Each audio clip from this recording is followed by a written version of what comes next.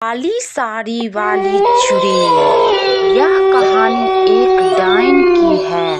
काली डायन इस कहानी का नाम है।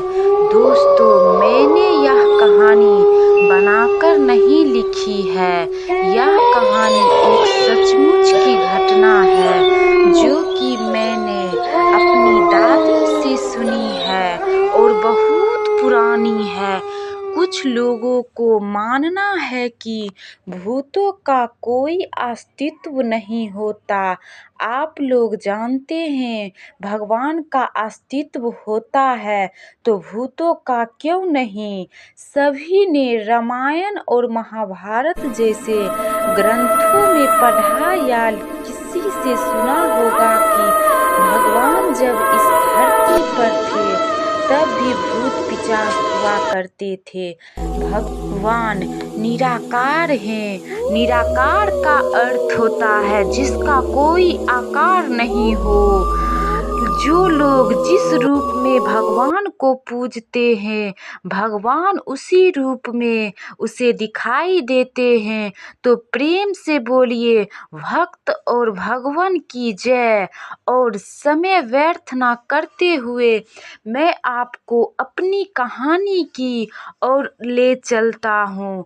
बहुत पुरानी बात है, जब पानी के ज़्यादा साधन नहीं हुआ करते, लोग कुएं, बावड़ी, तालाब आदि से पानी पिया करते थे। तो यह कहानी भी एक तालाब की है जो कि उस काली डायन के जादू से अमृत से जहर बन गया था। यह डायन कैसी बनी, कैसे इस तालाब का पानी विष बन गया, मैं यह कहानी आपको बताता हूँ।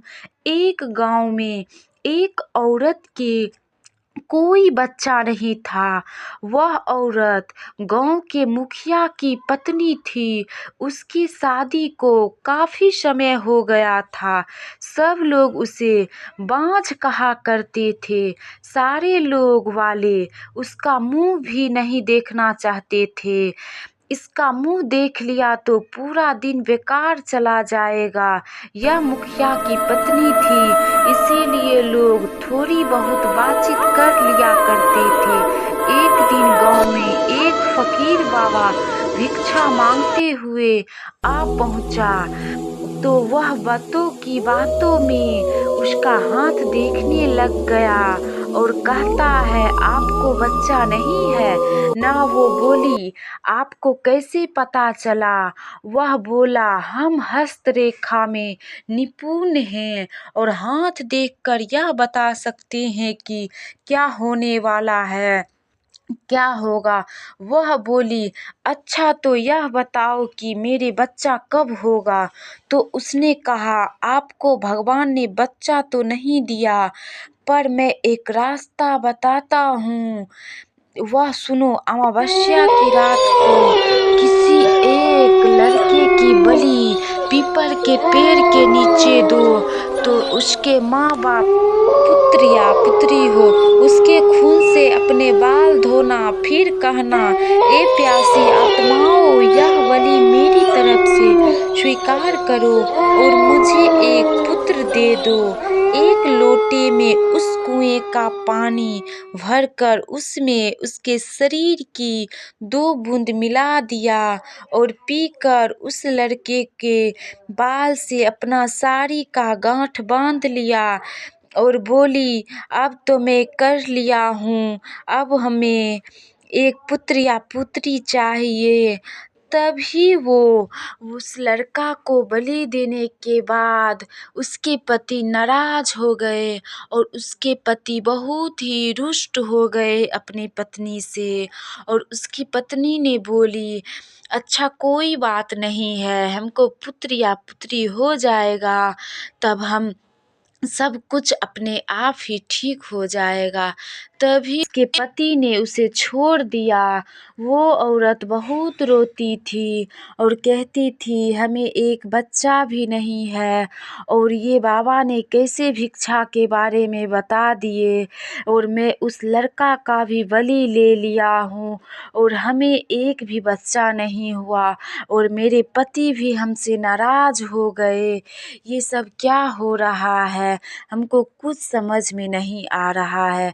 तभी वो बहुत सारे भगत के पास जाने लगी और भगत को बोली, भगत जी आप ही मेरे लिए कुछ कर सकते हैं।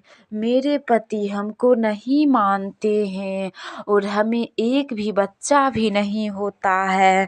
तभी भगत जी ने बोले, तुम अपना पति का कपड़ा लेकर आओ और मैं उसके कपड़े से जादू करूँगा ताकि तुमको बच्चा भी हो जाएगा और तुमको पति भी बहुत मानने लगेंगे और तुम्हारा गुलाम बन जाएगा। तभी वो औरत अपने माँ पापा के पास जाकर सारी बात बता दी और वो लड़की और उसके पिता माता तीनों चल गए वो भगत के पास और वो अपने पति का कपड़ा लाया और जादू टोना किया। तभी भगत ने नमक भी पढ़ के दिया और बोला, तुम अपने पति को खिला दो और ये शर्ट उसको दे दो और वो जब जब तुम्हारा शर्ट पहनेगा तब तब वो तुम्हारे बारे में ही सोचने लगेगा और तुम्हारे पीछे ही वो लड़का पागल होने लगेगा। तभी वो लड़की सोचने लगी, मैं भगत जी ऐसा ही चाहता हूँ।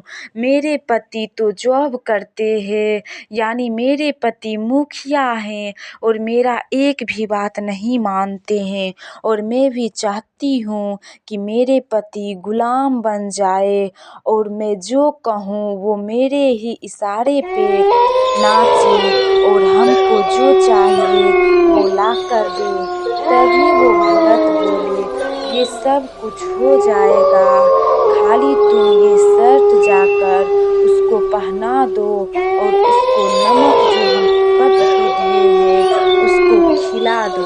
तभी वो लड़की गई और अपने पति को वही शर्ट बार बार पहनने के लिए बोलती थी। वो मुखिया जब जब वो शर्ट पहनता था तब तब मुखिया अपनी पत्नी के ही बारे में सोचता रहता था। जो मुखिया उस लड़की को यानी अपनी पत्नी को मुख भी नहीं देखना चाहता था, उसके बारे में कभी भी सोचा नहीं करता था। मुखिया ने तय कर लिया था कि हम इसको कभी भी नहीं रखेंगे अपने घर में और वो सारे समाज के सामने भी बोल दिया था, मैं कभी भी इसको पत्नी का दर्जा नहीं दूंगा और सारे लोगों ने सब बात सुन लिया था और मुखिया ने सोच लिया था कि मैं इससे कभी भी प्यार नहीं करूँगा और ना ही इसको कभी बच्चा होने दूँगा। तभी वो औरत आती है और अपने पति को वही शर्ट बार बार पहनने के लिए कहती है और जब जब वो खाना खाया करता था उसके पति तो वो वही नमक मिलाकर दिया करती थी और उसके पति खाया करता था और वही शर्ट पहना करता था। ऐसे ही चलता गया 1-2 महीना। वो लड़का यानी मुखिया सारे बात मानने लगे अपनी पत्नी का, जो वो अपनी पत्नी का मुख भी नहीं देखना चाहता था, जो हर हमेशा अपनी पत्नी से बातचीत नहीं करना चाहता था, उसके पास नहीं बैठा करता था। ऐसे ही चलता गया। 1-2-3 महीना के बाद वही नमक का असर और जादू टोना का असर से उसके पति सारे बात मानने लगे। 2-3 महीना के बाद ही वो औरत का बच्चा होने वाला था। तभी वो लड़की का यानी औरत का पुत्र हुआ। उसके पति जो मुखिया थे उसके गुलाम बन गए। जो वो औरत बोला करती थी वही करता था, उसके इशारे पर ही नाचता था।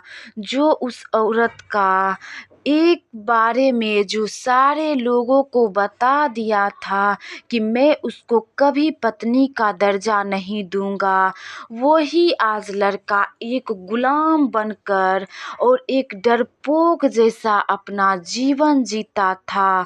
और वही लड़का जो खुलेआम जीवन जीता था, किसी से नहीं डरता था कि मेरे बारे में लोग क्या सोच रहे हैं, क्या बोलते हैं। जब वो लड़का भरल जो सभा था, भरे हुए सभा में बोल दिया था, तब उसको डर नहीं लगा था कि मैं कैसे भरे हुए सभा में ये बात बोल रहा हूँ कि मैं उसको पत्नी का दर्जा कभी भी नहीं दूंगा। क्योंकि उस समय लड़का को थोड़ा भी डर नहीं लगता था, क्योंकि वो नमक और जादू टोना का असर नहीं था। इतना जादू टोना का असर हो गया कि वो लड़का इतना गुलाम बन गया उस औरत को, जो उठने के लिए कहता था तो उठता था और बैठने के लिए कहता था तो बैठता था। जितना बार वो लड़का को वो औरत बुलाती थी, उतना बार वो लड़का दौड़े चला आता था। यानी वो एक लड़का ही था जो मुखिया बन गया था। देखिए दोस्तों, जादू टोना भी इस दुनिया में है और जादू टोना के असर से मुखिया को कैसे ये औरत ने मुट्ठी में कर लिया और दोनों खुशी खुशी जीवन जीने लगे। जो वो लड़का सारे लोगों को सामने में बोला था, वही वो लड़का को जो लोग बोलते हैं तो वो लड़का को बहुत गुस्सा आता है, बहुत गुस्सा होने लगता है, क्योंकि अब उसको शर्म लगने लगा कि मैं अपनी पत्नी के बारे में कैसे बोल रहा था। तो देखिए दोस्तों, आप लोग, जादू टोना भी इस दुनिया में कोई चीज़ होता है।